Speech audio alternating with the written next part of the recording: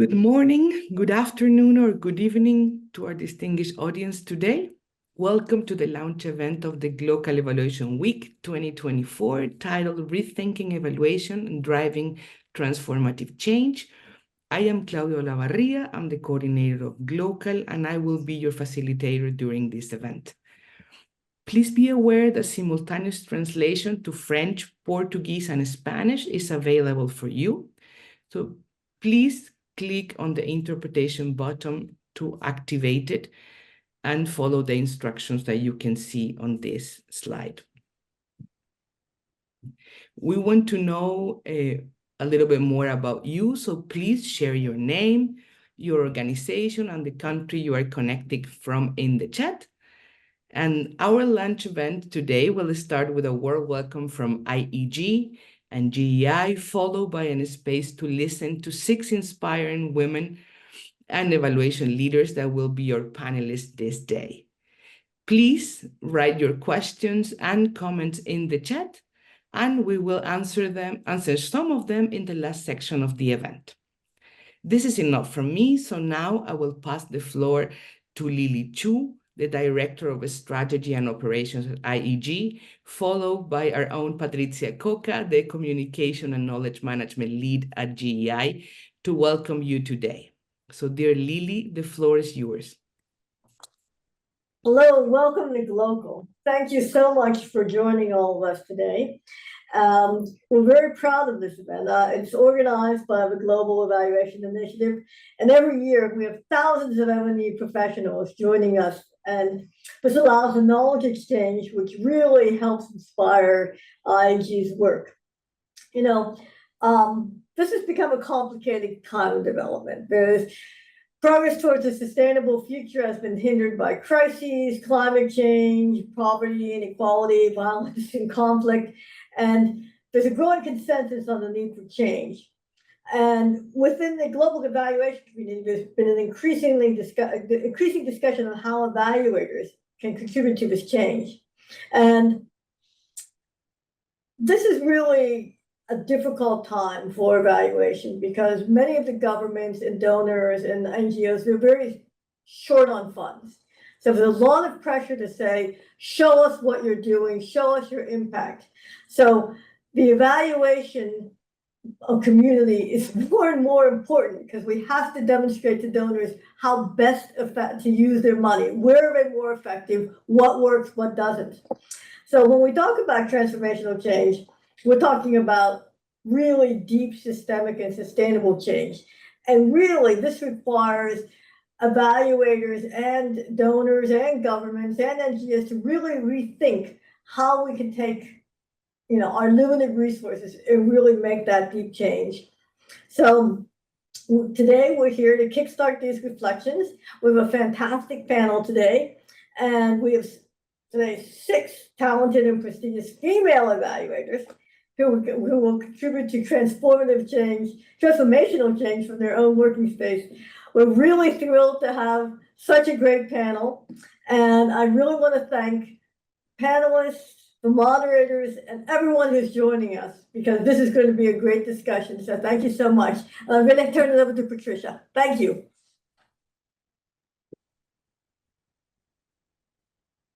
Thank you, Lily, and welcome to everybody. Today is such a great day.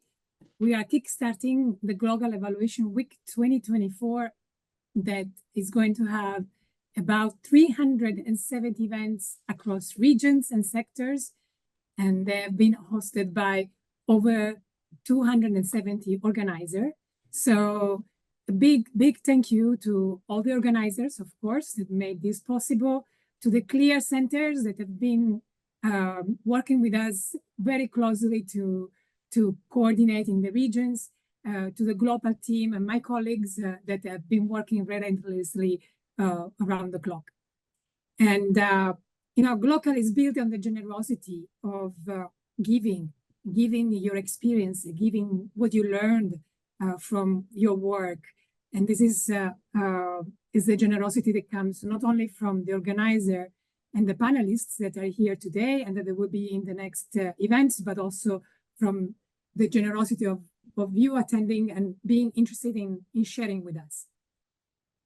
Why do we do these events? Well, of course, every year is very satisfying to see so many people interested and logging in. Last year, we had about 20,000 people, estimated people around the world that connected through all the events. But that's not the only reason. I think we have right now an extraordinary opportunity to exchange ideas, share experiences, rethink how evaluation can really drive the change that we are talking about. And as we want to make evidence relevant to a fast changing world, we need to make sure that what we do is well connected, not only to is relevant not only to the work in which we live, but also is connected to other evaluation practitioners so that we can advance innovation together. I also wanted to add a little bit, AI is really reshaping the way we work in our field, and it will be even more so as we go ahead with the innovation and the technology that comes with it. And so we can now handle a huge amount of data very quickly and more accurately than before. We can monitor and collect the data also in remote areas that before were way too difficult to collect. And these new technology can help us dig deeper into our evaluations and make it better, make more informed decisions. However, in my opinion, experience is still the best teacher. And that's the reason why we are trying to blend knowledge with a more theoretical part. So practical knowledge and theoretical knowledge can really make an effective M&E system come into life. So as we embark in this journey this week, and we are ready to exchange ideas, let's do that. Let's learn from each other. And let's remember that each of us, we are the agent for change. So as we discuss also, let's make connections. Connections can bring actions, and actions can bring change. And so with this message, I hope that you will enjoy today's sessions that promise to be very, very interesting. And I'll pass the microphone back to you, Claudia. Thank you.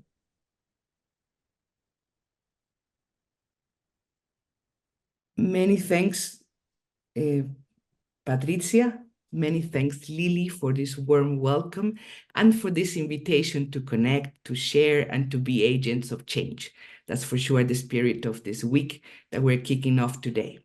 Now we have the privilege to hear from 6 women and leaders in the evaluation field that will share with us their views about evaluation and about transformational change. And please be aware that this section will be organized around 3 questions and the answers of our panelists, and they are going to share brief answers aimed to inspire each one of you to participate in further conversations during the gLOCAL Evaluation Week. To start, I will ask you to please introduce yourself and let our audience know who you are and what are those perspectives that you're bringing to this table today. We will start with Sonal Zaveri. Sonal is the co-chair of EvalGender Plus. So dear Sonal, please let us know a little bit more about you. The floor is yours.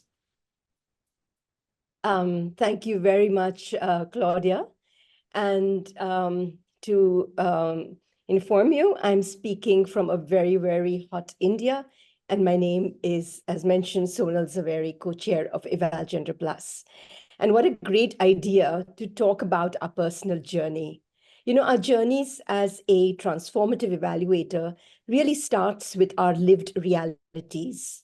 And who we are as an evaluator is truly rooted in the algorithms of our lives that shape our worldview.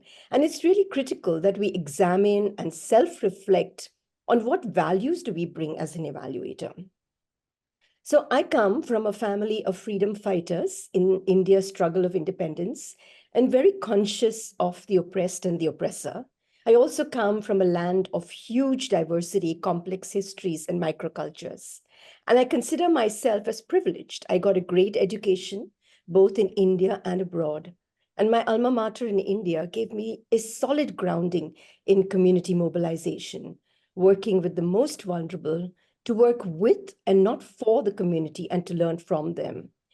And I think that has firmed my belief on how I perceive social change and transformation, because I believe the how is really important to value dialogue, collectivization, and ownership, a very bottom-up approach. And, we used a lot of evidence collected at the grassroots to learn and adapt, but we called it action research at that time rather than evaluation. So I think today we talk about issues such as climate change, but I think every time has had many issues requiring transformation. So I have used for one of the first statewide programs on HIV in a conservative state, and the states in India are almost as big as countries in Europe and elsewhere. I have used community-led strategies for destigmatization and facilitated the formation of community-based organizations and collectives by marginalized populations, not just NGOs. And in all of these, we've used lots of community-led tools for evidence gathering. And I truly firmly believe that evaluation can lead to transformation and sustainable solutions when it's grassroots-led, participatory, demystifying evaluation. And we as evaluators are facilitators for transformative change. We, however, do have an added responsibility to ensure that a bottom-up flow of evidence has a pathway with the decision makers. And I think I feel very privileged that over the years, people have shared their stories, and I was a co-traveler with them. And thank you for the opportunity to share some of this with all of you today. Thank you. Many thanks to you, Sonal, for sharing some of your stories, some of your practice, and the learnings you have so far. And overall, thank you for highlighting how we as evaluators are facilitating transformative change. I think that's very, very key. And to follow on, Sonal, I wanted to ask you, why do you believe that evaluation should contribute to transformation, and how could that happen? Before I delve into this question, I'd like to open up where we position evaluation. And I think every good evaluation has to look backwards. And when I say backwards, I mean the design of the project, who was involved, who was not, why and how. And unless we ask these questions, we really cannot address transformational change, which is in fact looking forward. And gender and cultural analysis is absolutely critical from initiation to the outcomes. Then we also need to address implementation, the processes used to ensure that equity and human rights are embedded in it. And only then can we look at evaluation as a tool for transformation. Because I firmly believe that, and I'm sure all of you do, that transformation is both a process and a goal. And evaluation in the manner described is a toolbox, the how, to facilitate dialogue, to unpack what is transformation, and ask a very important question: who is transforming whom? And even here, we need to ask the right questions, that go beyond the activities and the outputs to the so what questions, to go from just leaving no one behind and doing no harm to tackling bad to doing good, to address those structural inequities. And the elephant in the room is, I think, still use. In other words, even when we are careful of reviewing the project design, the TOC, the implementation, the tools, whatever we are using, we still need to use evaluation and to advocate these findings, both upstream and downstream. And I cannot emphasize downstream enough. I do wish there was a better term for that, upstream and downstream. But unless we advocate for the use of the evidence and the recommendations, evaluation cannot be transformative. And that is a very different role for evaluators, to take a stand, to advocate. And one question that I constantly ask, but I have no answers to, we have a management response. Why not a community response? And so the question is ultimately, who are we answerable to? And we need to walk the talk if we wish to be truly transformational. I hope that satisfies that question, Claudia. For sure it does, Sonal. Many thanks for that, for challenging us and also for inspiring us with your experience. We're going to keep discussing about this. We're going to also listen to perspectives from other colleagues. So regarding that, I would like to call now Josephine Water. Josephina is the Assistant Director of the Research Service Department of the Parliament of Uganda. And I ask you, Josephina, to please share with the audience about you and what perspectives you're bringing to this space today. So, dear Josephine, welcome, and the floor is yours. Thank you so much, Claudia, and the other panelists. Congratulations on gLOCAL 2024. I come from a background of limited resources, where many times we want to do good things, including evaluations, but then we find that we don't have sufficient resources at hand.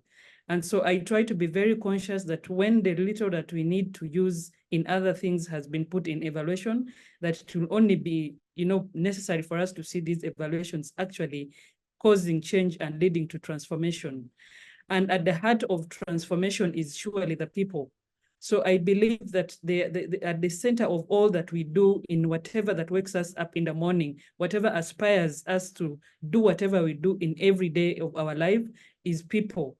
So when we want to see change in the world that we live in today, we saw that with the pandemic that hit us, societies were broken, structures of communities and coming together, the togetherness of, the places that we've been together were ripped apart because of this pandemic. And we see that the evaluations have the responsibility and a central role to bring us back together. As information goes out in terms of what we have been able to collect in communities, I believe in indigenous knowledge. I believe in indigenous skills, in indigenous responsibility. When communities are brought at the center of what concerns them to ensure that no one is being left behind and nothing for us without us, then we can see that there's actually ownership and change when we bring the people at the center of this. So in Uganda, we have what we call the Baraza Initiative, and here communities come on board to evaluate or monitor what government is providing. So as duty bearers, we ensure that the communities are able to make a say that this is where our resources are, and this is how we want these things to be changing or to be transformed. So as evaluators, we are at the center of this, that the voice of the indigenous people should be at the back of our mind, that we cannot produce whatever we want to produce and get it out there when the people at the center of these concerned initiatives have not put in their voices. So I believe in community voices. I believe in community empowerment if we need to see a transformed world perpetuated by our evaluations. Thank you very much. Thank you, Josephina, for sharing. And I also wanted to ask you or give you an opportunity to go a little bit deeper on how do you believe that evaluation should be contributing to transformational change? Yeah, so evaluators need to, for example, when we send out our tools, we need to facilitate communities to be able to interpret what which kind of information we want to pick from our communities. So, for example, we have the Africa principles, Africa evaluations, develop Africa principles that give us an Africa-based or Africa-focused kind of, when we go to a community. We know that for us, we use a lot of fireplaces as Africa context. We know that we use a lot of structures in terms of leaders. When we go to a community and their community leaders, they have a stronger voice than even political leaders who belong in these communities. So once we understand these structures that we work with, then we use our tools to also empower these structures to actually deliver what we expect to be seen, to be emerging from our evaluations. Also to translate this information in language that is easily accessible and easily understood by our communities. So many times we find that evaluations are speaking a language that the users of this evaluation or the people who are supposed to be target beneficiaries of the transformation that we are aspiring for cannot relate with. So we need to see how to take the language down to the users, the ones that they can really associate with and understand. And this is when I bring in this terminology of Ubuntu. Nothing for us, again, without us, but together we do more. So when we look at Ubuntu, it brings us to think together that if I need to make a change in this community, what are the factors that have made this community to reach where it is today? And what is that the community desires so that we can see a better tomorrow? So we need to bring in that indigenous knowledge. And also the last point for me is issues of power transfer. So there's a lot of tools, knowledge, methods, systems, approaches that have been more of, global north focused. And so we need to see power transfer that communities can be able to determine the direction they want to see evaluations take and actually make use of this information within the context that they are in. Thank you very much. Thank you, Josephina, for sharing your valuable insights and for highlighting the importance of considering, working, and stimulating the meaningful participation of communities when we do our evaluation work. Now, and we have been in India and then in Uganda, and now I invite you to travel to Pakistan. And for that, I'm calling our esteemed colleague, Amna Aaqil. And dear Amna, please let our audience know a little bit more about you and what are the perspectives that you're bringing to this table today. Amna, the floor is yours. Thank you so much. Hello, everyone. And I'm very excited to be part of, such a wonderful panel today. And just taking a little step back and from where my journey started. So I've worked for over 20 years in the private sector and the development sector.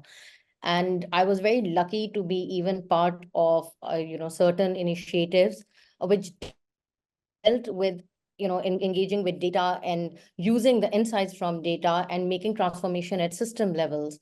And so I was part of an MNC, and that is where the journey began, where we said we are no more going to take a top-down approach. And the targets that, often in a room are decided just like our policies are. Rather, it is, data being used from a disaggregated, different levels and using the insights to actually bridge the gap between ambitions and reality. Because most of the times what you are seeking to achieve, and then, you do reach to that point, but how do you reach that point? It haunts you for years to come. And that is the journey that I was part of in the most, initial and crucial years of where my career was building. But did I mention that while we were successfully able to do that, we faced a lot of resistance. It was challenging the status quo.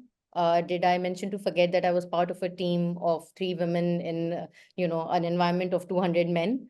So, not being able to relate in that environment, or rather other people not being able to relate to what perspective can you bring in, but then being there and using the power of the data or the insights that you're gathering and just, being steadfast with those learnings, you were able to challenge a lot of those, as I may say, very experienced people. Now experience brings in a lot of value, but then the old ways of doing things and, thinking that they were working for you, challenging them, and then in the longer run, showing results that whether when you take advantage of what you have and convert them into usable insights, you can get better results, utilizing lesser resources. Just as he said, what she's just mentioned, that even right now, the donors, what they're focusing on is greater impact with limited resources. I think 22 years down that journey, we are still somewhere in that struggle. But I think the key learnings that really kept me going on was that, one, you need complete commitment from the top. You need to be very comfortable and be there and take all the criticism, yet, hold on strong and believe in the process, right? It's not a one-off process. It will not happen. It's not like a wand or a magic that will happen overnight. So just truly believing in the process in itself, and then embedding into the system. Evaluation, or this process that we are talking about right now, it actually becomes a catalyst for a bigger transformation in the system, and that it is possible to do it. So that's, where my journey started off. So, just to introduce now, as moving forward in the career, I am director of the CLARE Center, which is Center for Learnings on Evaluation Results for Pakistan and Central Asia. We are actively working with governments in Pakistan and Uzbekistan at the moment. And we help them build and strengthen their monitoring and evaluation systems at various levels, whether it's national or subnational. So the journey continues, and hoping to see greater results, in the near future, and of course, in the longer run as well. Many thanks for sharing your journey, dear Amna. And we know, and we are always looking and supporting the work you're doing on Clear Pakistan and Central Asia with great interest, because it's some very interesting things. And I wanted to ask you, Amna, regarding this journey that you were sharing, how or why do you think evaluation should contribute to transformation? How would that happen, or how would you like that to happen?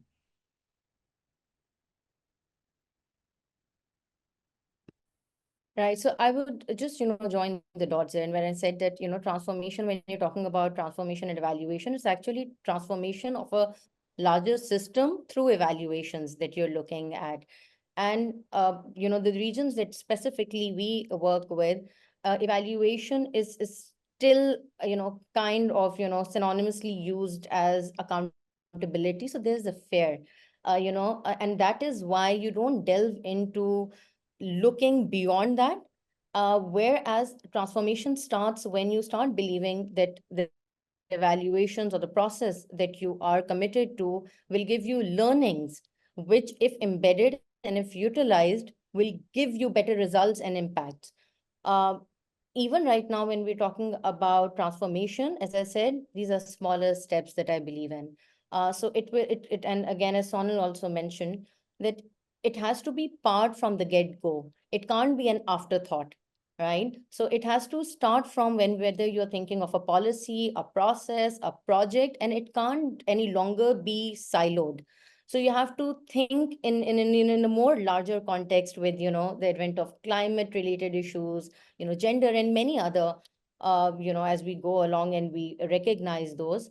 So just focusing on the positives, whereby it says that it is going to benefit and it is going to result into sustainable and resilient systems. So just the short run, one-off evaluations, even at the moment, if we see, there's a lot of donor pressure or the demand for doing evaluation, but is it leading us anywhere? No, because we do it, in a shell. So getting out of the shell and looking at the larger picture and seeing that it's going to benefit is how I feel it's going to, transform, again, a larger system.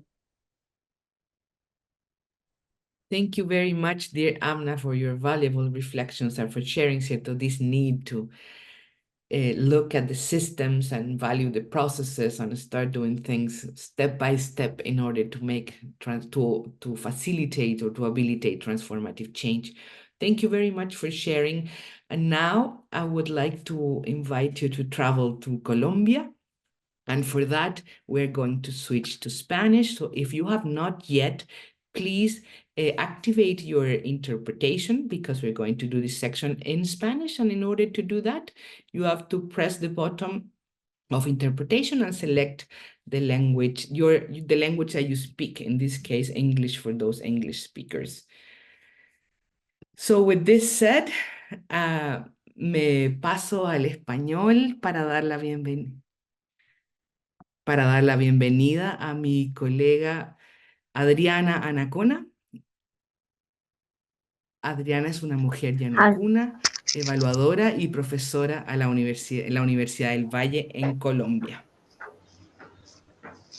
Yupanchani, muchísimas gracias. Para partir, quisiera darte la bienvenida, Adriana, y pedirte que por favor compartas con nosotros un poco sobre ti y cuáles son las perspectivas que traes hoy a esta mesa. Adelante, Adriana, te escuchamos.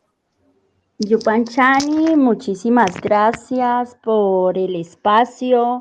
Saludo a nuestros ancestros y ancestras que nos han permitido juntarnos utilizando esta virtualidad y la posibilidad de compartir palabra con hermanas tan maravillosas como quienes han intervenido, ¿no? Sonal, Josephine, Amna, Patrizia y Claudia, que tuvo pues la posibilidad de invitarme.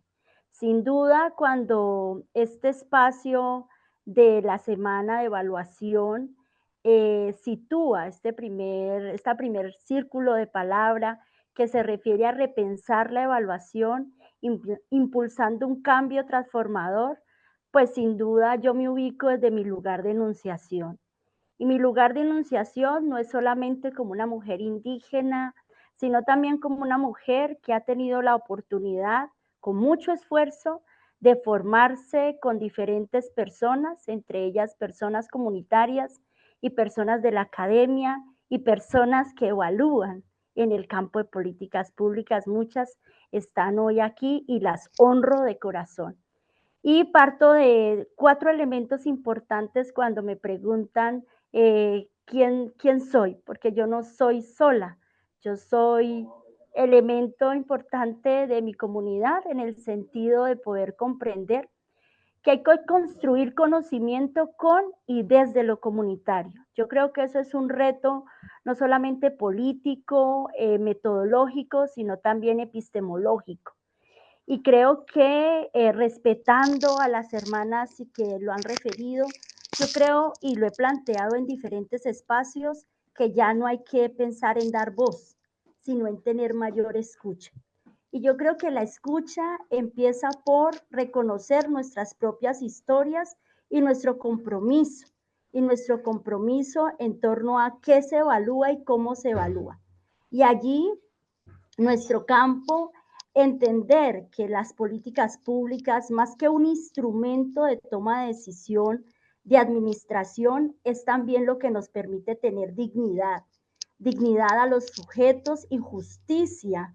Y eso nos tiene que, yo digo, desacomodar.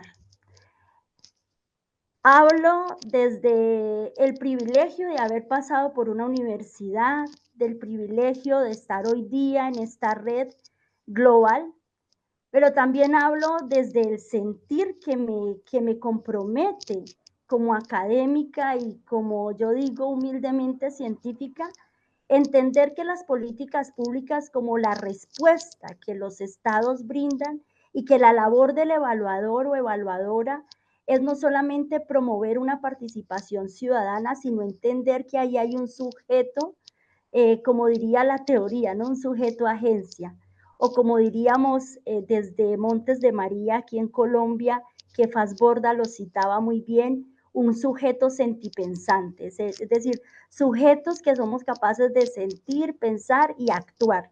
Y por consiguiente que nunca hemos estado despojados de ese sentir y de ese actuar, sino que no lo hemos conocido o no lo hemos valorado o en ocasiones lo hemos subestimado.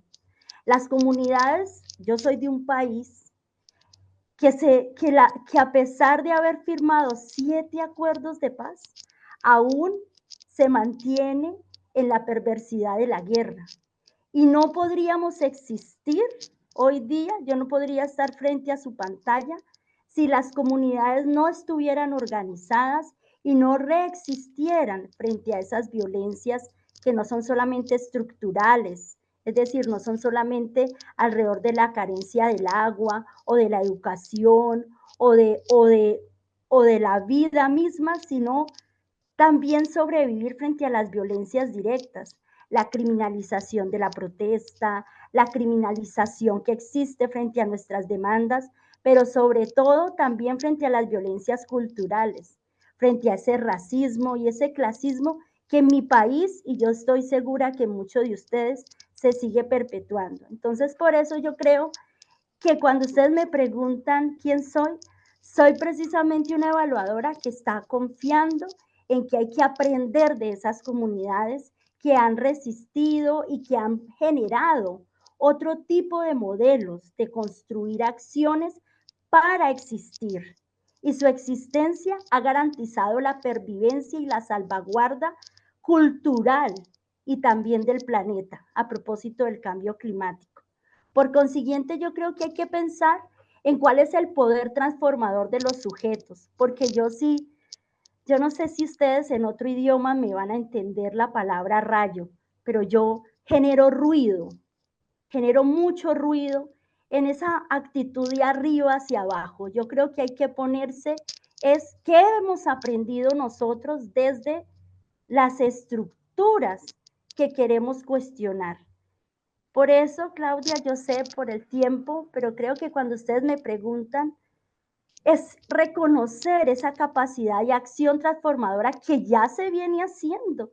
En Colombia el movimiento indígena, el movimiento estudiantil, el movimiento de las mujeres, el movimiento de conservación lleva más de 60 años de denunciar la forma como le hacemos daño al planeta a partir de los megaproyectos, la economía extractivista y sobre todo de algo que hoy día es vigente, que es la polarización de vernos solo desde dos orillas y no entender que el cuidado de la vida está en el centro y es lo común para todos.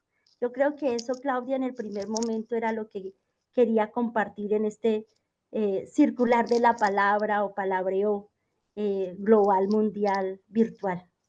Muchísimas gracias, Adriana. Qué valioso escucharte. Gracias por compartir, ¿cierto?, tu historia, la historia de tu comunidad y por relevar también esto de los sujetos como, y las sujetas como agencia y la posibilidad transformadora que hay ahí. Y sobre todo lo que dices al final, que son cosas que ya se vienen haciendo, eh, ¿cierto? E invitarnos a escuchar más, a escuchar mejor y a escuchar quizás con oídos y mirar con ojos diferentes a lo que lo hacemos habitualmente. Así que muchas gracias. Y para continuar, Adriana, quería preguntarte si es que puedes contarnos desde tu perspectiva cómo la evaluación puede contribuir a estas transformaciones que estamos analizando, ¿cierto? A esto, a contribuir a estas dificultades que está enfrentando la humanidad que ya comentabas hace un rato. Adelante, te escuchamos. Gracias, Claudia. Yo desde allí vuelvo a honrarlos y digo que si la evaluación es un proceso transformador, y cito aquí a las mayoras de mi pueblo. Una mayora es una persona sabedora, tejedora de estos sistemas de conocimientos propios ancestrales. Y yo digo que los evaluadores y evaluadoras debemos ser tejedoras de procesos. ¿Y en qué sentido ser tejedoras de procesos? En la rigurosidad que esto implica, en la posibilidad de saber cómo resignificamos, reencontramos, reaprendemos. Esto puede sonar mucho a una canción, ¿no? En clave de re. Pero es a recomponernos. Y vuelvo y cito a las mayoras. Y yo siento así muy el compromiso de la evaluación, independientemente de lo técnico, del ex ante, el durante y el ex post, es desbaratar el tejido cuantas veces sea necesario. ¿Qué significa esto en clave de conocimiento? Estamos en un punto que desbaratar no es quedar sin nada, por el contrario, es mirar qué diseño le queremos dar. Y yo creo que desde allí es importante situar una puntada. Voy a utilizar la metáfora del tejido para explicar mi respuesta a esta pregunta sobre cómo creo que la evaluación debería contribuir a ese cambio transformador. Entonces, lo primero es situar los sistemas de conocimientos propios, tradicionales o ancestrales. Recientemente, en el Foro Permanente para las Cuestiones Indígenas, hace menos de 5 semanas allá en Nueva York, se exponía la necesidad y la urgencia que es posicionar estos sistemas de conocimientos propios. No desde lo mágico, no desde lo real maravilloso y no desde el romanticismo, sino desde lo fundamental. Y lo vimos durante el COVID-19, es decir, frente a las políticas transnacionales de confinamiento que se basaron en la prevención y atención, muchas organizaciones campesinas, indígenas, afrodiaspóricas, raizales, de conservación, expusieron y manifestaron, sino que no hubo escucha, de cómo podían existir protocolos para reducir los riesgos de contagio, pero también para fortalecer nuestro sistema inmunológico. Incluso estas organizaciones y movimientos, allí honro al movimiento indígena latinoamericano, ¿sí? y centroamericano, expusieron protocolos ante los ministerios de salud, como el pueblo garífuna, el pueblo mapuche, el pueblo nasa, ¿sí? El pueblo cuna, todos expusieron protocolos que incluían el manejo del duelo y el manejo de la forma de cómo atender, y aún así no fueron escuchados. Y yo creo que eso responde, y no me quiero extender, a la manera como en nuestro escenario, que es en el campo de la toma de decisión de lo público, sigue existiendo elemento colonialista.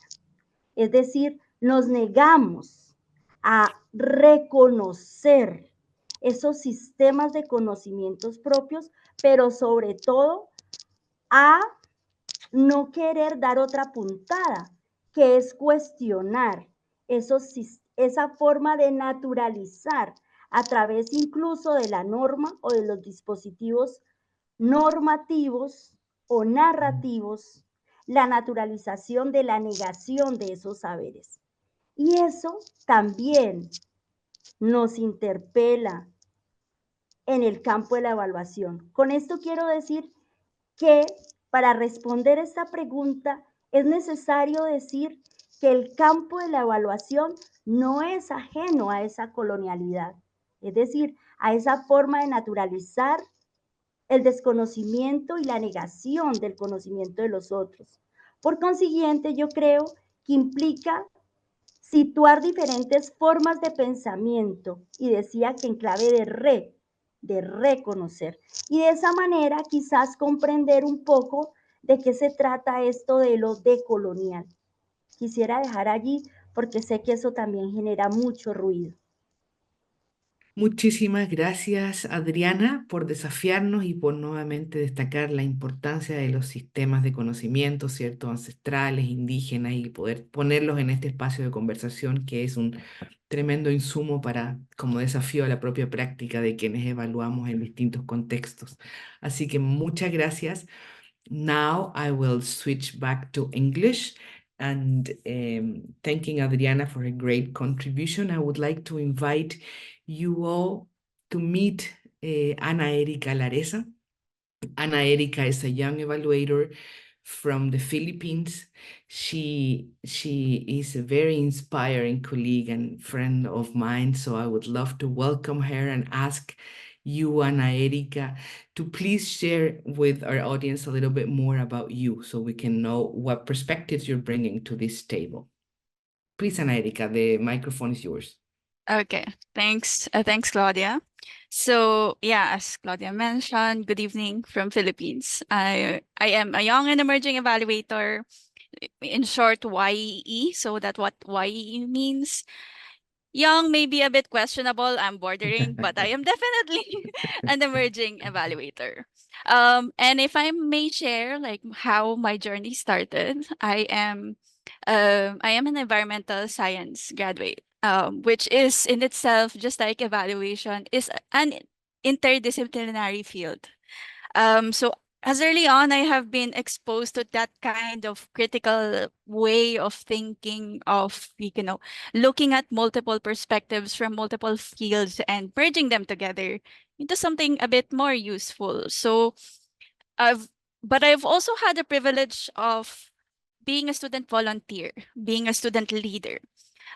So I've managed to found a space where I was able to integrate my passion in art, my passion in science, my passion in helping people, socializing with communities, helping in environment.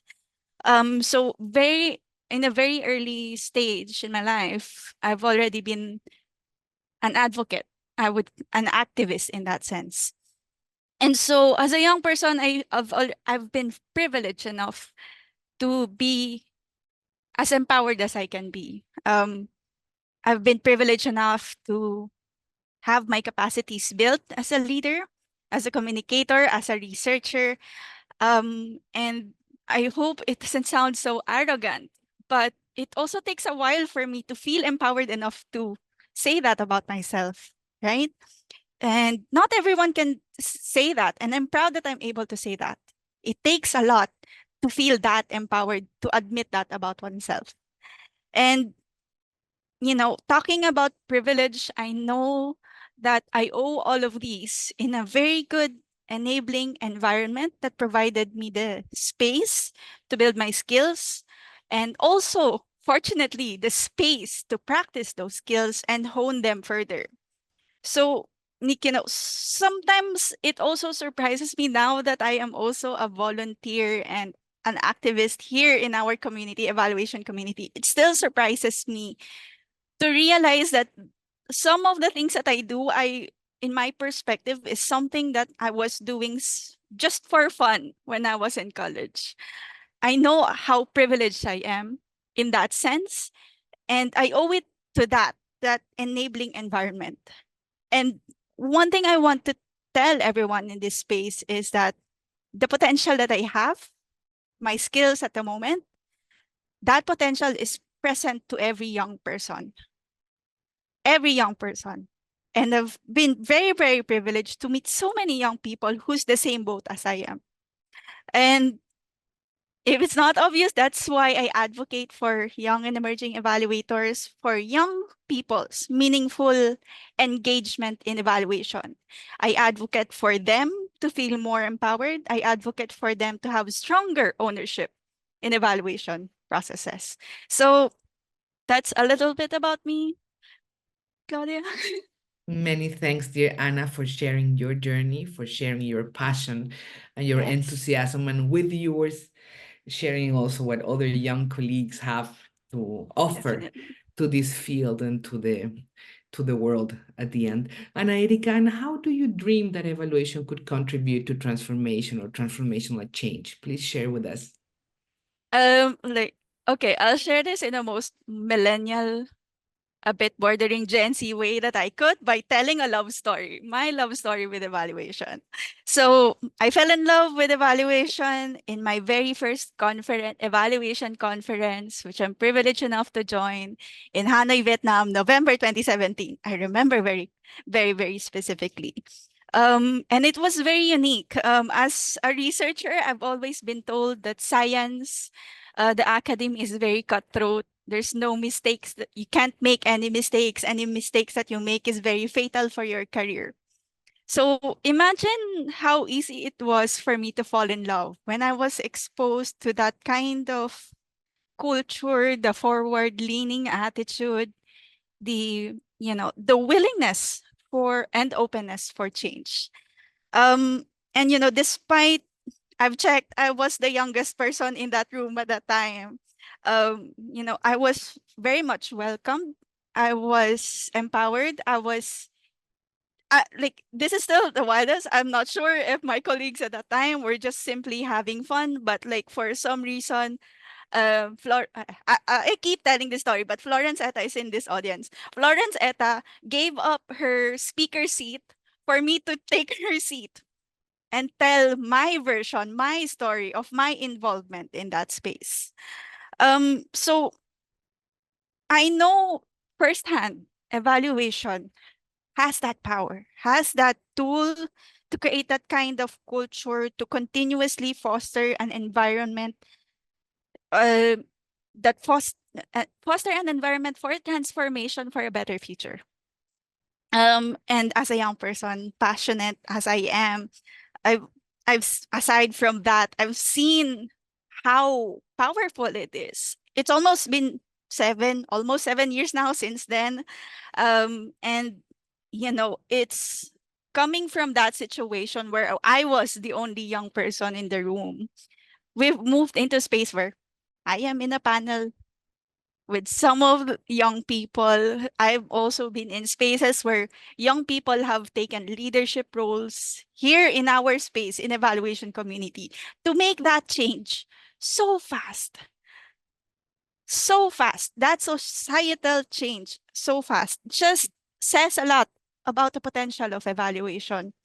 And that's why, as a young person, I advocate for evaluation. As an evaluator, I advocate for young people in evaluation. So, yeah. Many thanks, dear Ana Erika. As always, you are inspiring us. I'm very glad to hear about your dreams. I'm very glad to hear about the response and to encourage those people that, to highlight the role of those people that have helped you in this journey. Many thanks. Please be aware that here we're all young in spirit, at least. So we'll hope to keep welcoming other young people. Young at heart counts. Yeah, that's it. That's it. Okay, and now, so from the Philippines, we invite you to travel to our last visit today. That will be Latvia. And with this, I want to welcome my colleague, Weronica Felcis. Weronica is the Vice Director of the International Evaluation Academy, and we're very happy to have you here, Weronica, today. Please share with us, Weronica, a little bit more about you and the perspectives you're bringing to this debate so we can better understand your dream about the transformation for evaluation. The floor is yours. Hello, everyone. It is sparking here. I am so excited. I am so thankful. It has been so much of the input already, and it's amazing to be part of the sacred space. Really is as very much needing. So it's a great, great honor to participate in it. I come from a space quite similar as Anna, of being extremely excited that it's not social science where we just create evidence, write it in the publishing houses and scientific articles, and just it exists somewhere. But evaluation is down to the ground and getting your hands dirty and trying to be with communities. And I fell in love. I absolutely fell in love. But I think for me, what I try to bring also to the academy, that where we really try to go to the mind space, heart space, and action space, the question of what kind of transitions and transformations each of our stories hold.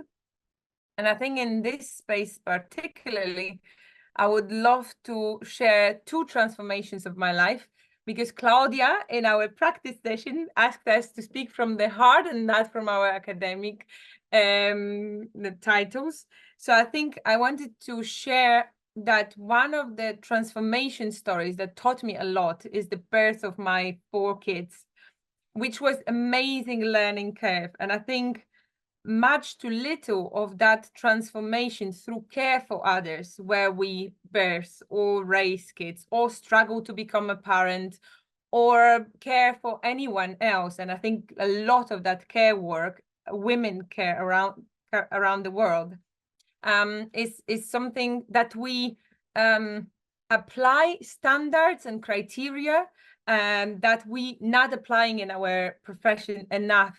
And I think that learning is something still to bring. And I think this space is exactly one of the learnings that we can continue. I'm very thankful for that. I have been starting women's circles in Latvia as the first this sort of space. I research women's resilience in Latvia. And as the only coming here from affluent world, I'm very happy about that we don't take much space researcher. I want to share that for me, as young at the time researcher, it was a tough decision to never conduct ever evaluation again that is simply strengthening economic growth in Europe. So yes, there is lots to be said about employment, social inequalities, and other things that we still need to work on as social problems in Europe. But I think that was really important for me, that we sit down, we really stop and hear the cry of the earth and the cry of the poor, find that space of grief in ourselves, admit the gravity of the problem, and let that drive us in all our action.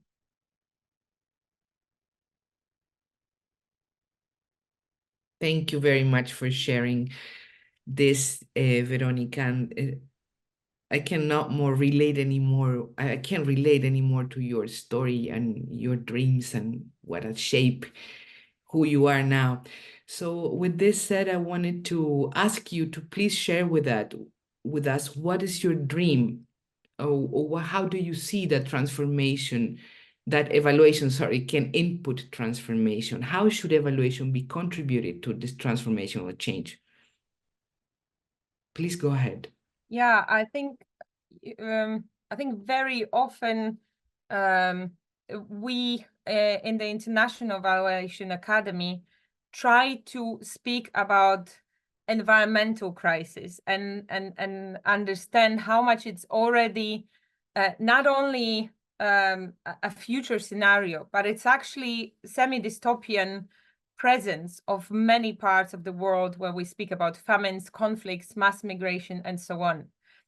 And environmental crisis is just part of a meta crisis, right? Because we have also socioeconomic disparities and global financial instability.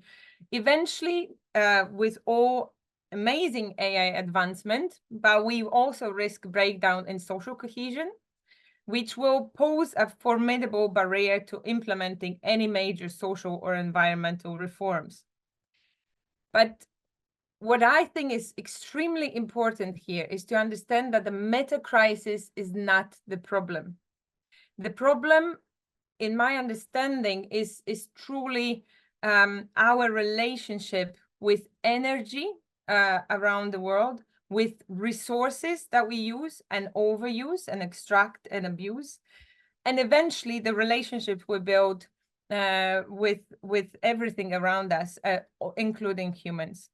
So this sort of understanding, if you really culturally try to transform everything, means that for evaluators, it's crucial to understand the world in a very interdisciplinary terms for many different disciplines. And healing that relationship with energy overall is really something that we need to ask ourselves most fundamental questions in evaluation and not to shy away from them. And when we ask the right question, and with AI advancement, we also still see it data analysis and bringing the data often starts to be redundant, even in evaluation, but asking the right question is still extremely relevant. So AI or renewable energy might be the right answer to the wrong question. And the right question is actually, how do we heal by changing our culture and the way we treat resources around us? Many thanks, dear Weronica, for raising this. It's very important indeed, and an important challenge for our own practice, at least for my own. So thank you very much. And now that we have traveled all around the world with your perspectives and dreams and experiences, I'm really curious to know about what our audience thinks about this. And with this, I'm passing the floor to my colleague Patrizia, who will help us understand what our audience is thinking. So Patrizia, the floor is yours. Thank you, Claudia. Wow. Inspiring, really inspiring. Thank you so much to all our speakers for these inputs. Transformation, young people, compassion, being in interdisciplinary, people-centered, community-centered. These are just like a few of the keywords. Oh, yes, and love stories, actually. These are just a few of the keywords that I gathered from all of you, and it's amazing. However, in the spirit of today's events, and since we really would like to bring the more diverse voices at the table, we have prepared a poll so that you can help us to understand, what do you think? So if you can type in, and you can answer this question, how can evaluation contribute to transformational change? Please just use a few words. We will then use these words to create a word cloud. And then we will share it as a result of this event. But please don't be shy, write it down.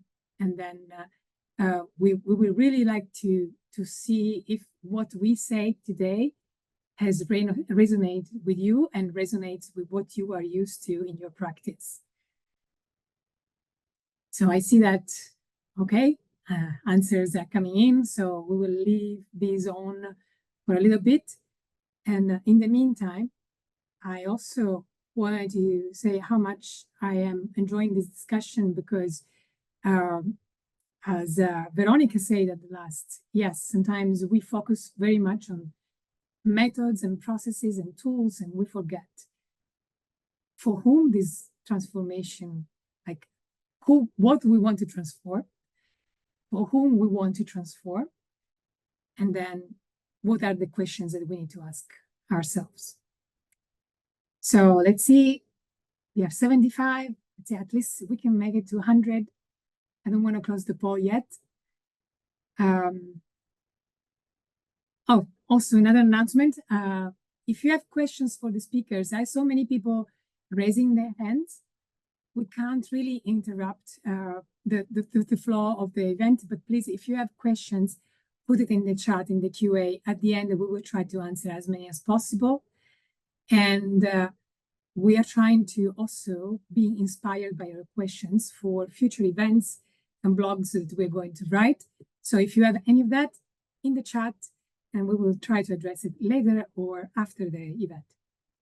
Very well, we reached 113. I think we can go to the second question. Thank you so much for all your inputs. Thank you, And Patrizia. now, the second question would be, what needs to be different in evaluation to achieve transformational change? So please go ahead again, maximum 3 words. Let us know what we should think about when we are thinking about a different evaluation practice to achieve transformational change. And sorry, Claudia, did you want to come in? No, I don't see the survey, so I was wondering if all the colleagues do, but I believe they do. Is working, and we already Super have good. almost 30 people answering to the second question. Fantastic then. So as we wait, Dugan, Claudia, do you have any lightning thoughts to share with the audience? In my perspective, Patrizia, just I'm very, very thankful and inspired by listening to our colleagues and hoping to also listen to our audience. I've seen the chat come by and I can't wait to go there and read it all, but I haven't been able to keep an eye too close to it. So please write there everything that you want to add to this conversation because it's very valuable for us. That's all on my side, Patrizia. Thank you.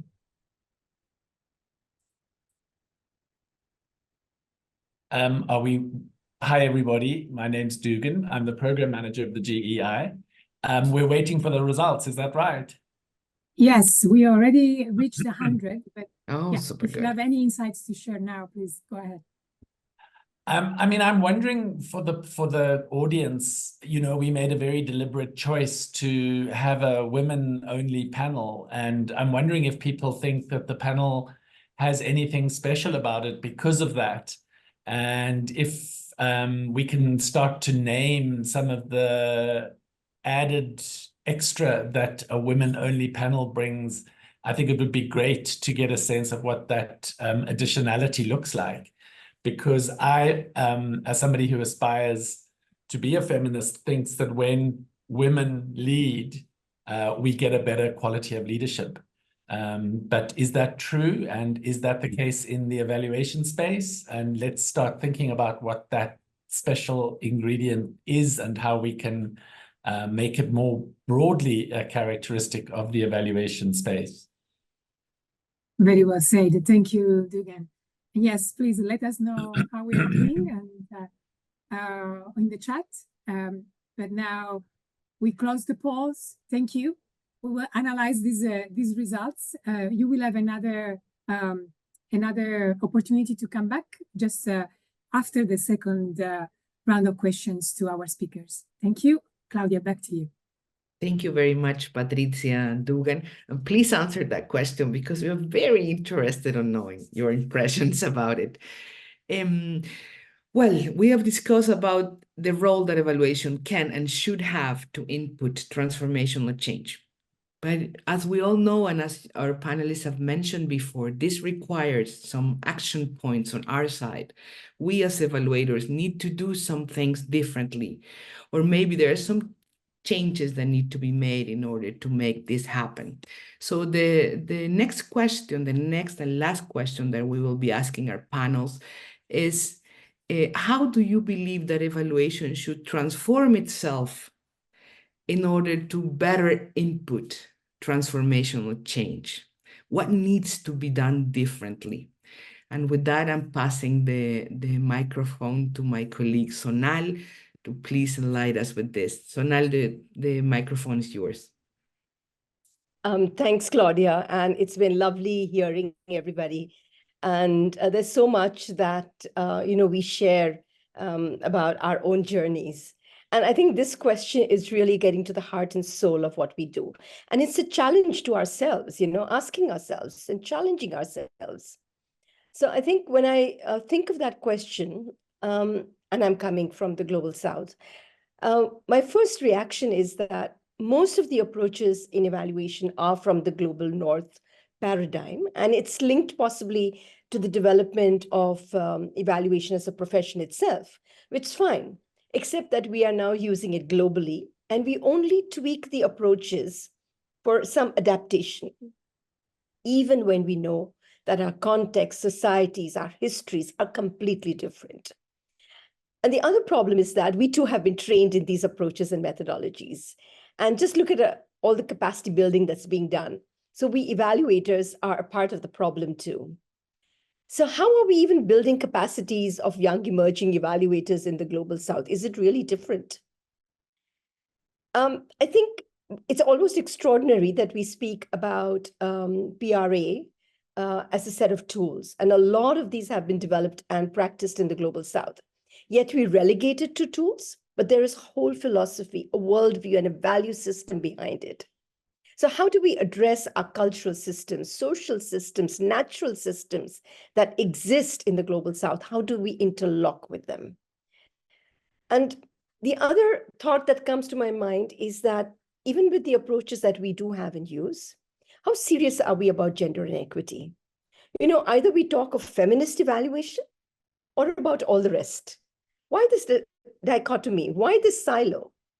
So in evaluations, we will then say, all right, let's mainstream gender inequity or as an add-on criteria.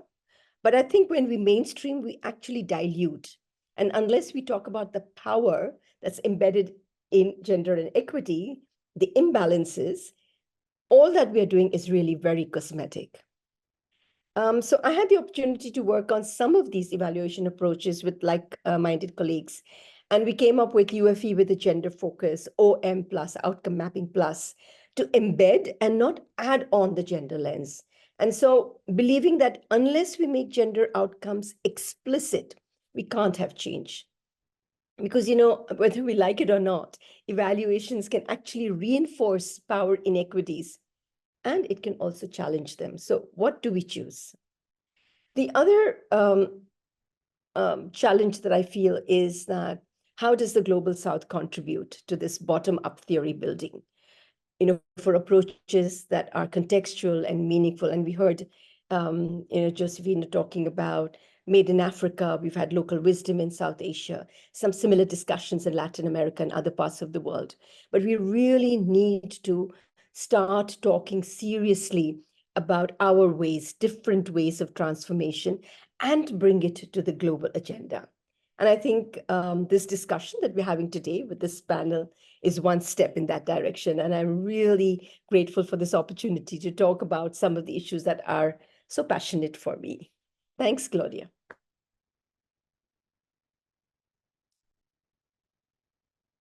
Now, thank you, Sonal, for inspiring us. And for sure, we need to take a look at these approaches and see how different knowledge systems and are embedded in there. There's lots of talent, lots of interesting things happening in different parts of the world, and I hope as you to see them as new evaluation approaches. Thank you very much for sharing. And I would like to pass the word to our colleague, Josefina. Josefina, please, if you can share your views on how evaluation should transform itself in order to better input transformational change. Go ahead, we're very keen to listen to your views. Thank you so much, Claudia, and our audience. In my view, I think evaluation should first have this mindset of opportunity costs, because we are working in resource-constrained societies, communities, economies.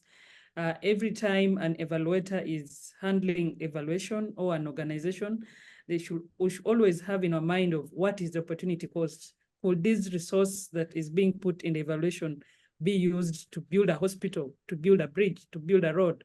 And so when we put that in our mind, then it's going to make us to look for where is the value in that evaluation that we are undertaking. So evaluation should be opportunity cost focused, and then connectedness. There are a lot of other things that are happening around. We are planning, we are locating, we are budgeting, we are locating resources, we are passing laws. So evaluation should have that connectedness to other things that are happening around us, not a standalone, so that there's a kind of continuity that when an evaluation has come out, there is something it is doing, and we can track back many years and say, thank God we did this evaluation. For me, the other issue is also about the evaluation space opening the door, especially for people from the Global South, from the entire bidding process, opening up opportunities where people from the Global South can be able to compete effectively, to the point where even if we have people from the Global North lead evaluations in the Global South, there should be a requirement for some kind of knowledge transfer, that some of these tools, approaches that they are using, we should be able to see how there's knowledge transfer so that this can be used later, even when the people that have supported us are no longer there with us. And then for me, the other aspect is addressing vulnerabilities, that evaluation should be a bit at the center of addressing vulnerability. There's a lot that is happening around us, civil strife, a lot of disintegration within communities, that evaluation should be that brings a bond and love within us. And lastly, it's the issue of knowledge management, that when all is said, how do we store these that we have learned? Because evaluation is, we've seen evaluations are bringing out a lot of new knowledge, new ways of doing things. How are we managing this knowledge for future generations? So if we want the future tomorrow to learn from what we have suffered from today, if we want the world tomorrow to understand what the pandemic, for example, took us through, how are we keeping and managing this knowledge so that it can be able to influence and inform decisions even in the future? Thank you so much. Thank you, Josephine, for these valuable action points and challenges for us as a global evaluation community to do things differently. So thank you very much. And with that, I would like to call on my colleague, Amna Aaqil. Amna, if you want to share, please, your views on how evaluation should transform itself to do our job better. We will be very happy to hear. Please, the microphone is yours. Thank you very much, Claudia. So as my colleagues have been, talking about evaluation and transformation, I think the context for different countries is very different. And again, particularly to our region, there's a lot of political instability and things have not moved forward. And thereby, when you talk about transformation of evaluation, I would rather talk about transformation in the environment than in the methodologies at this stage. And as we see, the decision making is becoming more and more complex. The policy making process is becoming more and more complex, because it is no more saying that my problem and my solution, but the intersectionality of, as we said, climate and gender and fragility and other thematic areas. It has to be our problem and the collective effort for greater good, for greater impact.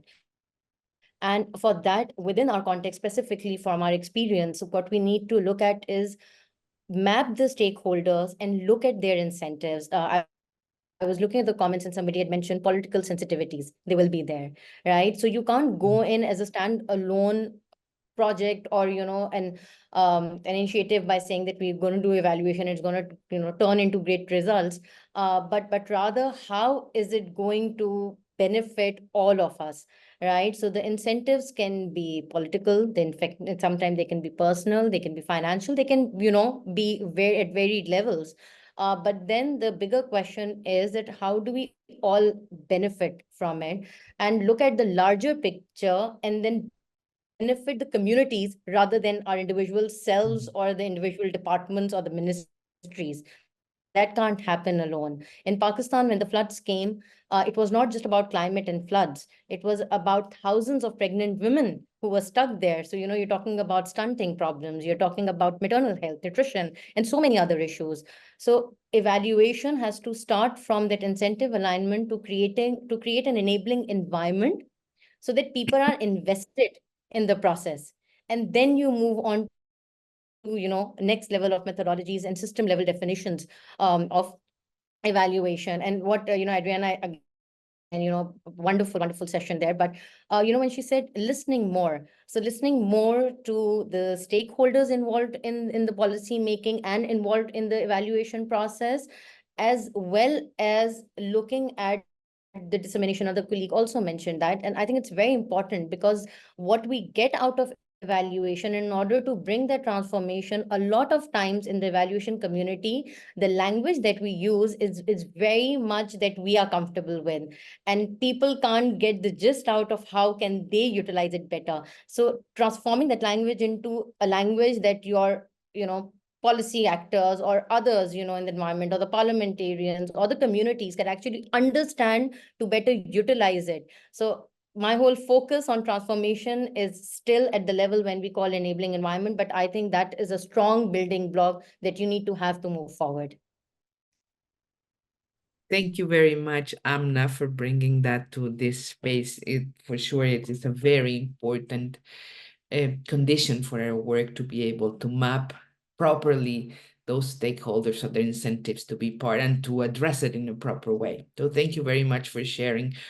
And I would like to call now my colleague Adriana, so I'm going to switch to Spanish. Adriana, quería invitarte a contarnos desde tu perspectiva, ¿cómo te parece que la evaluación debería transformarse o cambiar para poder contribuir de mejor forma al cambio transformacional? ¿Qué tenemos que hacer diferente? Adelante, te escuchamos. Gracias, Claudia, y las demás hermanas, que vuelvo, insisto, he aprendido muchísimo de ustedes y la oportunidad de escucharlas, ¿no? A Sonal, a Josephine, a Ana, a Weronica, a Ana Erika. Para mí ha sido muy importante poder compartir la palabra, y creo que ese es el primer punto. Aprendernos también entre nosotros y nosotras a escucharnos y a reconocer los esfuerzos que hemos tenido. Por tanto, yo creo que una de las cosas que hay que transformar es que quienes evaluamos somos tan humanos como quienes participan allí. Es decir, tenemos también muchas cosas que confrontarnos, y dentro de eso que nos confrontamos también hemos naturalizado asuntos. A propósito, cuando a uno le dicen, ¿y qué es eso de lo de colonial? Pues nada, entender que también hay cosas que hemos naturalizado aún estando en lugares de enunciación o posturas que aparentan ser muy claras, y en eso me cuestiono yo también, ¿cierto? Porque a veces uno incurre en la premura del tiempo de la evaluación, porque las evaluaciones se hacen en un tiempo, ¿no? De 3 meses, 6 meses, Entonces, los tiempos generalmente no son los mismos tiempos que se pueden desarrollar con las comunidades. Entonces, yo estoy coincidiendo con muchos de los puntos de las colegas, pero esos dos elementos los quiero plantear de entrada, es decir, lo humano e imperfectos y complicado y complejo que esto suele ser, la reducción del tiempo, cómo hacer entender que evaluar no es solo chequear que ya se hizo la evaluación, sino el compromiso ético, político que esto tiene, que puede estar para nosotros como evaluadores y evaluadoras muy claro, pero que en ocasiones las mismas instituciones, las mismas agencias, digamos, o los mismos gobiernos no lo apropian o no lo entienden con la fuerza y el compromiso que nosotros lo hacemos. El segundo elemento que he coincidido con las colegas es comprender el contexto. Y cuando yo digo comprender el contexto es poder leer cada territorio, ¿no? La ubicación geopolítica, las culturas que están allí presentes, las identidades allí presentes, las autonomías allí presentes. Creo que eso es fundamental para poder también tramitar lo que Sonal ha expresado y que Ana también ha coincidido, ¿no? Entonces, en esa mirada de enfoques y en esos guiones de desarrollo del norte global, cómo aparecen esas otras apuestas del sur global. Entonces, cómo ponemos a dialogar el enfoque de género con la interculturalidad. No para que solo aparezca como un criterio de los términos de referencia o como parte de la propuesta, sino cómo leemos lo intercultural en la trama de poder y en lo difícil que es reconocer ese otro distinto y esa forma de pensar distinto su desarrollo o pensar sus autonomías territoriales. Y allí también aparece lo interseccional, ¿no? Cómo las intersecciones marcan los sujetos y sujetas con las que trabajamos. Empezar por el cambio de lenguaje, como dice la hermana. A mí me cuesta mucho aún hablar de beneficiarios y usuarios de la política, aunque desde siempre, desde que empecé a formarme en políticas públicas en el 2001, estaba este asunto allí y en la literatura sigue apareciendo la noción de beneficiarios y usuarios. Entonces, allí es como esos guiones del norte global los ponemos a dialogar, porque no es oponernos, ¿cierto? Sino, como dice Josephine, dialogar en ese sur global, ¿cierto? Y cómo damos espacio también a estas otras personas que hacemos evaluación. Y allí también creo que es muy importante entender cómo ayudamos a construir otro tipo de indicadores, otras formas de medir ese desarrollo centrado, por ejemplo, en lo biocultural o en el vivir bien o en los principios que han mencionado Josephine, ¿no? El Ubuntu, el soy porque somos, o la reciprocidad que estamos acá en el mundo andino, ¿sí? Y cómo desde allí las colegas decían mapear. Yo hablo de una geografía de la esperanza. Y cuando digo geografía de la esperanza es que, a propósito de mi metáfora del tejido hace un rato, siempre hay puntos en el que nos podemos tejer. El sur global no es solo geográfico, sino también político. Entonces, en el norte también hay sur. Hay Claro que sí. posturas y hay posturas contrahegemónicas que tenemos aquí. Y que no nos dé miedo de hablar de ciertos términos, ¿no? No nos debe dar miedo hablar del racismo estructural que hay en nuestro lenguaje técnico y que nos lo cuestiona a nosotros mismos y a nosotras mismas. Entonces, en esa geografía de la esperanza, yo creo que es muy importante que, y felicito y honro este espacio, la necesidad de compartir experiencias, de tejernos, de encontrarnos. Hoy hemos escuchado a la hermana de Filipinas, la hermana de Afganistán, la hermana de África, o sea, hemos tejido. Estas experiencias de intercambio son fundamentales. Y por último, como evaluadores y evaluadoras, exigir mayor apropiación de los resultados que nosotros presentamos, no solamente a las organizaciones a las que nos contratan en la consultoría, sino en los escenarios de lo público, ¿no? Del gobierno, de las instituciones que finalmente van a tomar esos resultados, porque si no, terminan siendo muy buenos procesos, independientemente del enfoque, técnicamente muy bien construidos, pero como documentos de anaquel. Y necesitamos, no sé si me entienden cuando digo de anaquel, es en gavetas, Sí, en bibliotecas. Claro. Eso es, Claudia, muchas gracias. Muchísimas gracias a ti, querida Adriana. Muy valioso, como siempre, tus reflexiones y gracias por compartir. Now I'm switching back to English. This conversation is very, very interesting. However, we have just few minutes left. So in order to keep on the time, I will pass the floor to my colleague, Erika. And Erika, please share with us those transformations that should be made to evaluation in order to better input transformational change. And if you could keep it to 1 or 1.5 minutes, I would be very thankful. I'll do Erika. I'll do my best, Claudia. I'm sorry.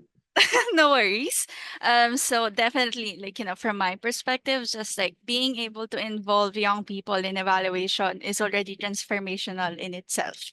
It's in my perspective, it's a very good first step for evaluation to be like, to be more inclusive, to be more participatory, so on and so forth.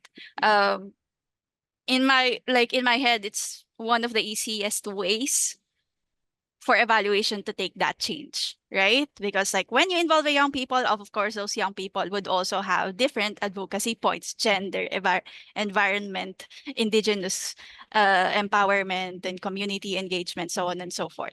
So to me, my call is for young people's engagement. But like underlying those, I have two very specific call for change.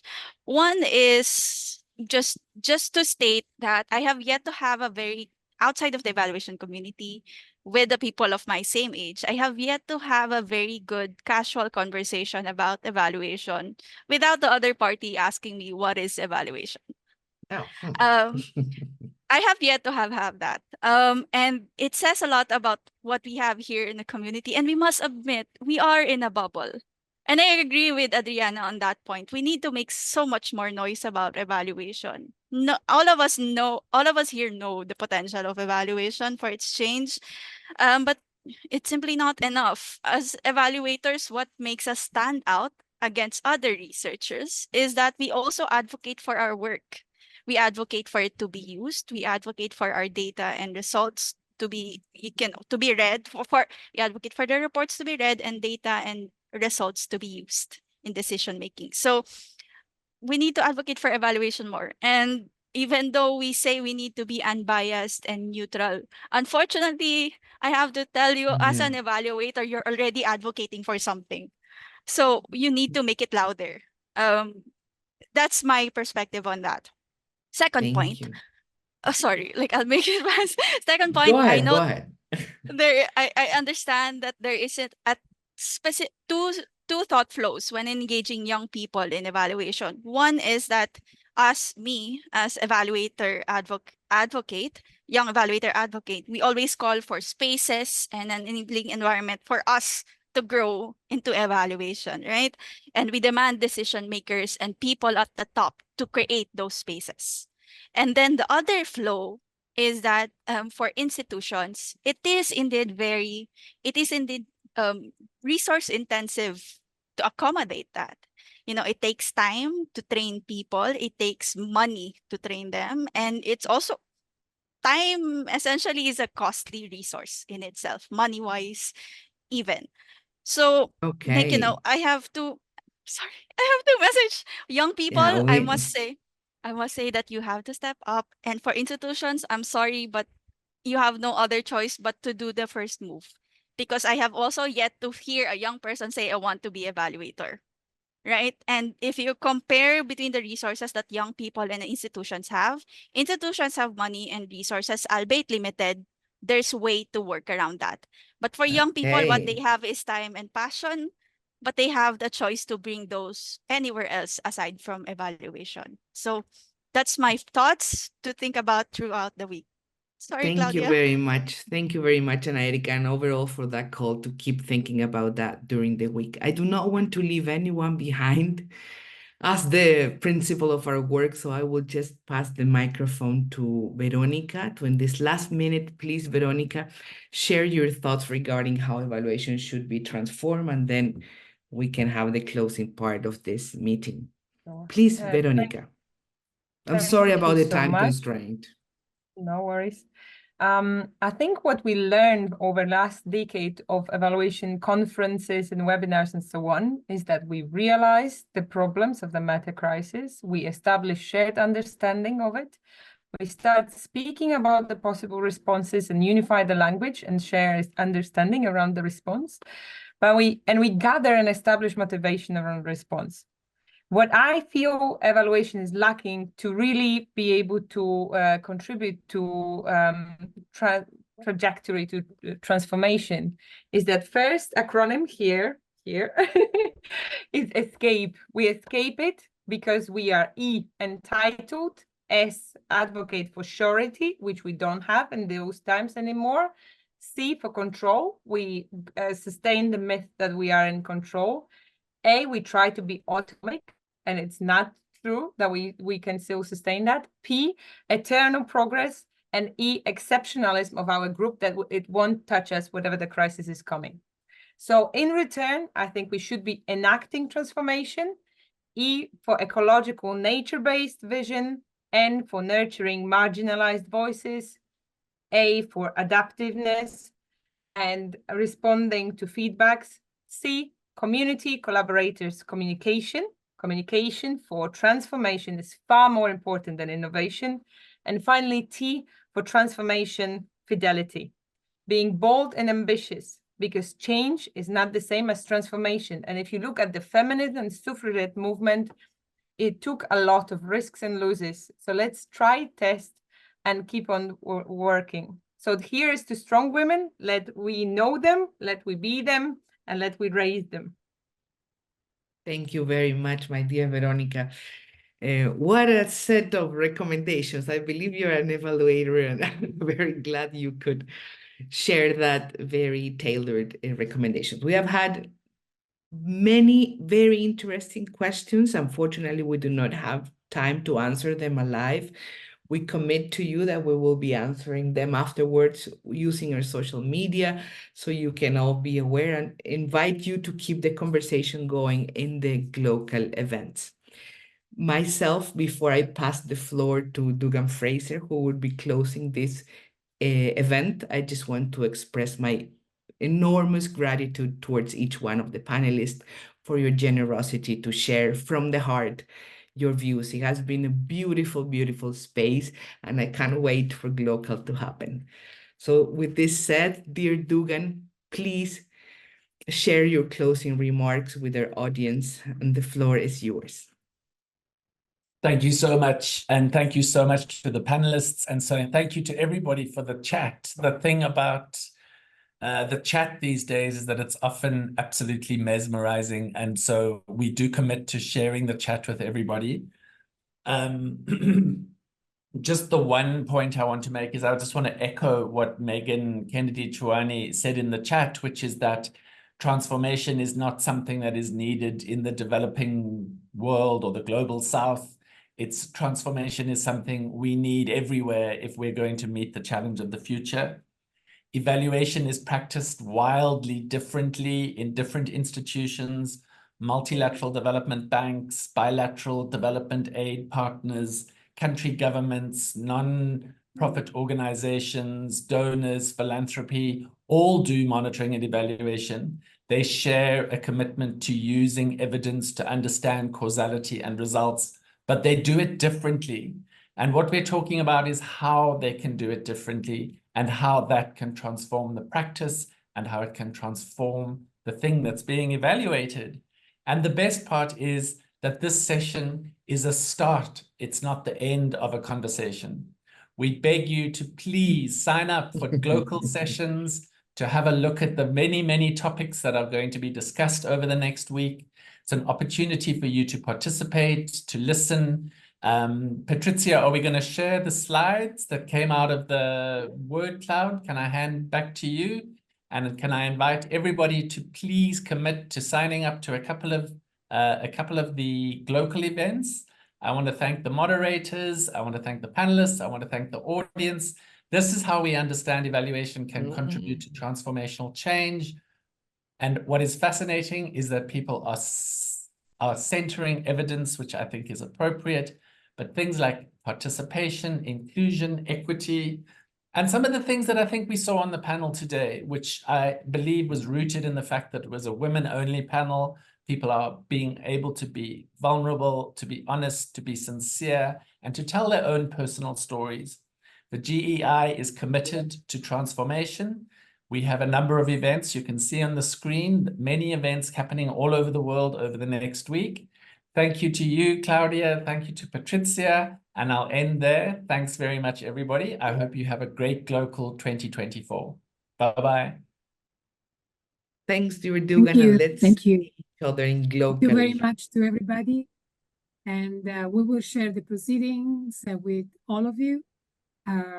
Awesome discussion. I think the tone was very different from other panels that we had so far. So one transformation, we are going to commit to more of these. Claudia, what do you think? And Dugan, like more of these kind of panels where we can share more from the heart. Thanks again. gLOCAL Week starts Monday. So sign up. There are amazing sessions. The registration process is pretty straightforward. You sign up through our website, and once you sign up, then you can register to as many events as you want, and you will be able to see them in a dashboard that you have available. So please join us in more conversation. Thank you, everybody, and now the session is closed. Bye.